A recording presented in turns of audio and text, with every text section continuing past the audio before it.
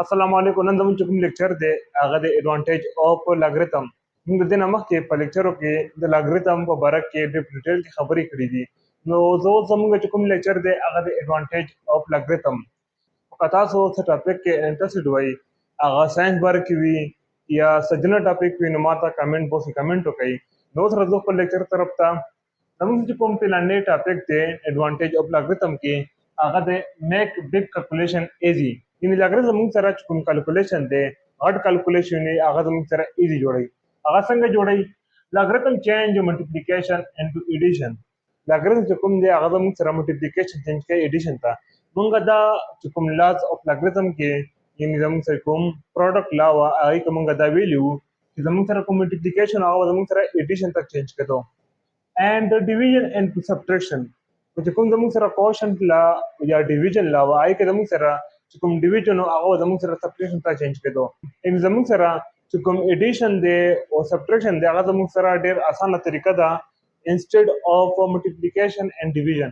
یعنې د ملټیپلیکیشن او ډیویژن نه زموږ سره چې کوم ایډیشن دی او سبټریکشن دی هغه زموږ سره ډېر اسانه طریقه ده په میتھمیټکس کې.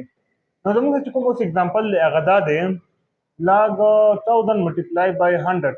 زموږ چې کوم log 1000 دی multiply by 100 دا زموږ سره هغه فارموله ده log a multiply b is equal to log a plus log b. نو دا زموږ سره برابر دی log 1000 plus log 100. نو زموږ سره چې کوم log 1000 دی هغه زموږ سره برابر دی د 3 او log 100 زموږ سره برابر دی د 2. نو که دا موږ پلس کړو نو زموږ سره به راشي 5. نو اوس دا موږ دارنګې لیکلی شو 10 power 5. یعنې دا د دې دا مطلب شو 10 power 5 زموږ سره 1 2 3 4 5 1 2 3 4 5 د دې سره 5 زیروګانې دي. یعنې چې کله مونږ 1000 ملټیپلای کړو د 100 سره زموږ سره دا آنسر راکوي. نو دا زموږ سره چې کوم پلانې ایډوانټیج میک بل کیلکولیشن ایزي. زموږ سره چې کوم غټ کیلکولیشن هغه زموږ سره آسان جوړوي. نو سره د دویم نمبر ایډوانټیج طرف ته چې کوم دی یوزفul ان ساینټیفیک فیلډ.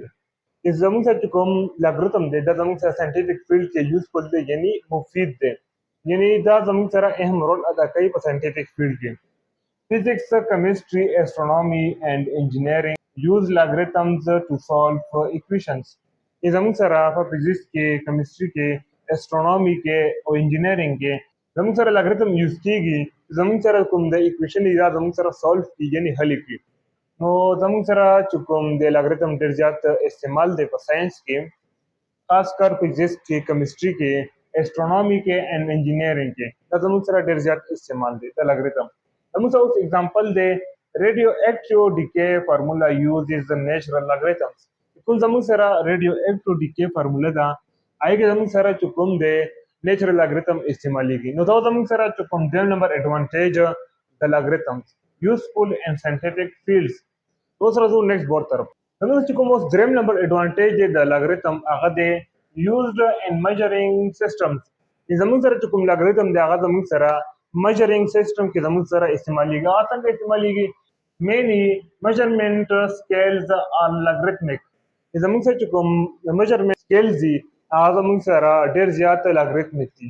څنګه ریکټر سکیل زموږ سره چې کوم دی ریکټر سکیل هغه زموږ سره ارتکویک یعنې زلزلې لپاره زموږ سره استعمالیږي. نو چې هغې چې کوم پیمایش دی د زلزلې هغه په دې باندې مونږ کوو.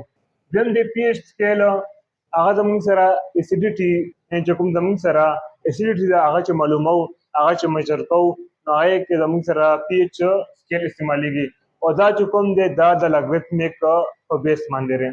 دریم چې کوم دی ډیسیبل سکیل یعنې چې کوم ساوند دپاره مونږ کوم سکیل استعمالوو ساوند پرې معلوموو نو هغې ته مونږ وایو ډیسیبل سکیل. هغه هم د لاګریتمیک سکیل په بنیاد باندې دی. نو دا زموږ سره کوم دریم نمبر استعمال د لاګریتم. نو اوس راځو څلورم نمبر ایډوانټیج طرف ته هینډل ویری سمال اور لارج نمبرز.